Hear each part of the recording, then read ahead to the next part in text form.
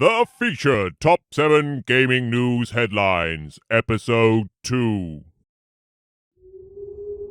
The featured demanded respect. We interrupt this broadcast to bring you an emergency message. Hello, and welcome to the featured Top 7 Gaming News Headlines, presented by your host, Fred. Not again. Yes, again. You better get used to this, because there is plenty more where this is coming from, buddy. This is a form of abuse, you know. Well, I am a transdimensional monster man, so I'm partial to handing out abuse every now and then, my friend. Right. Guess I better just shut up and watch this then. Yes, you better. Number 1. Capcom confirms no credit card information was accessed during ransomware attack. The first headline comes to us courtesy of GamesIndustry.biz. Whilst it comes as a relief that nearly 16,000 people whose data was compromised by the ransomware attack did not contain their credit card information, it still puts into question the general security and competency of Capcom as a whole. Hopefully they take this as a wake-up call before it becomes a serious issue.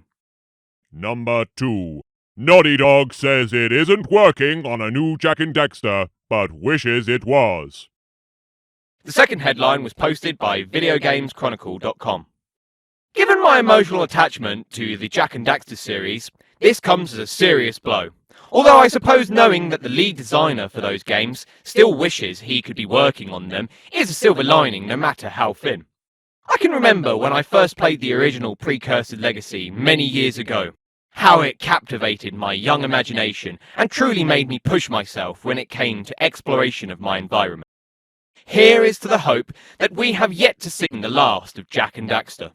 Number 3. Sony adds $200 million to its investment in Epic Games. This story was provided by Polygon.com. Given Epic's recent controversial spending regarding its own investment into its game store, it comes as little surprise to see such high investment in Epic as a company, which helps to justify said spending.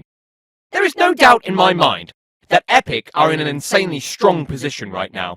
Hearing Tim Sweeney's comments regarding the logical push towards media convergence is reassuring for the industry as a whole, and really helps to embolden Epic in the hearts and minds of gamers.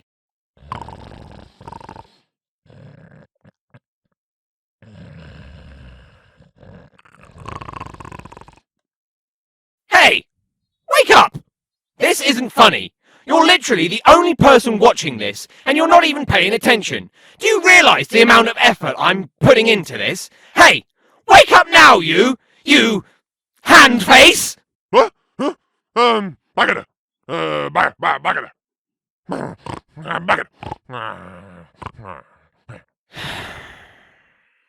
Anyway, on with the news, I guess. What's the point?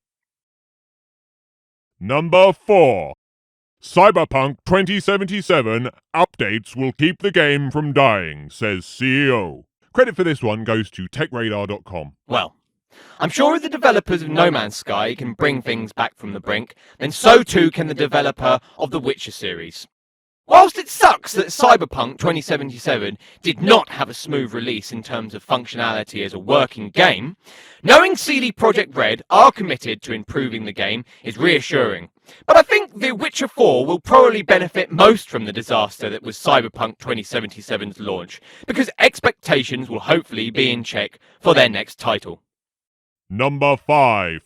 Ubisoft will pull the plug on Rainbow Six servers and 9 other games later this year. This one comes to us from PCGamer.com.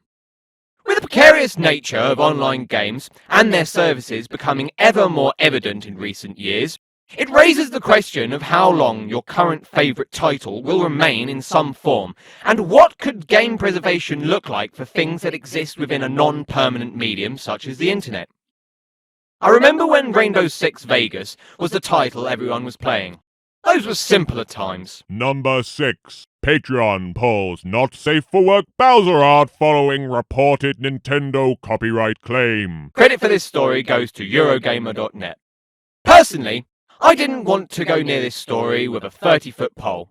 However, Being a serious journalist requires a pragmatic take on any story that comes my way. It's sad that Nintendo cannot appreciate fan work, especially given Bowser usually receives nothing but hatred, and finally receiving the recognition he deserves, he is essentially stripped of his manhood. Pardon the pun. My God, this is boring. Is there many more of these headlines left? Well, technically just one more. Although I do have a couple of bonus headlines which you can read in my full article on my website if you're interested. Hold on a minute. You asked me the same exact question last time. Yeah, but the scriptwriter thought it would be a good way to highlight the website. Oh, right. Fair enough. Right. And on to... Number 7. Xbox Game Pass adds Alexa support to download games with your voice. The final headline today is from GameSpot.com. The seamless integration of Xbox Game Pass across all your devices is really the start of Xbox and Microsoft shifting its focus from software company to service company. The blue ocean strategy that Microsoft is employing to gain market share is a rather smart move, and given that they are lowering the entry point to where their services are the de facto choice is genius. Right, and that's all the headlines we have time for today. Before I let you go, I'd just like to take a minute to visit our resident art critic Bob, again, as he has a new piece of art he would like to show you today. I don't understand. When do I keep going and critiquing art? Am I sleep critiquing or something? Is Fred drugging me, or do I have a doppelganger? So many questions and so few answers. Better keep watching to find out. This is called Foggy Beach. It's a blurry dog. Get it? Foggy Beach. Hey? Eh? Okay then. Thanks again, Bob, for that amazing art critic.